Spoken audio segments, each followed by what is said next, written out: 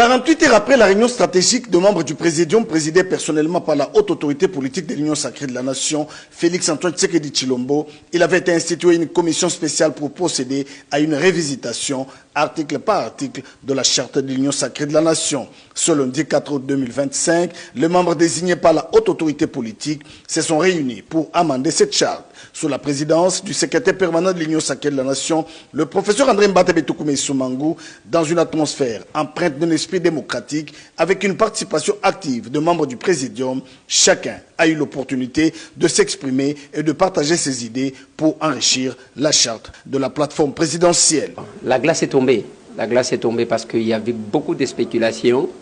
Il y a les gens qui pensaient que les secrétaires permanents faisait des choses de soi-même. Déjà, le chef de l'État nous a dit qu'il n'aime pas le terme autorité morale.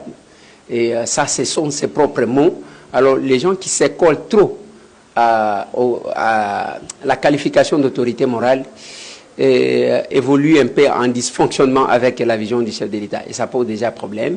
Le secrétaire permanent, le professeur André Mbatabé Toukoumé Soumangu, se félicite de la tenue de cette réunion qui renforce la cohésion et l'efficacité de la plateforme présidentielle. La charte a été adoptée après amendement, article par article. Il y a la charte, c'est fait aujourd'hui, c'est adopté. Nous allons poursuivre nos travaux, je crois mercredi, pour l'adoption du règlement intérieur. Je dois dire que les travaux se sont déroulés dans une très belle ambiance. Et vous pouvez constater vous-même que l'Union sacrée, c'est l'unique plateforme qui est en vie. Elle est active. Nous étions tous là, on a discuté, on a échangé. Et nous allons poursuivre nos travaux le mercredi prochain. Cette première réunion marque une étape significative dans le processus de la redynamisation de l'Union sacrée de la Nation.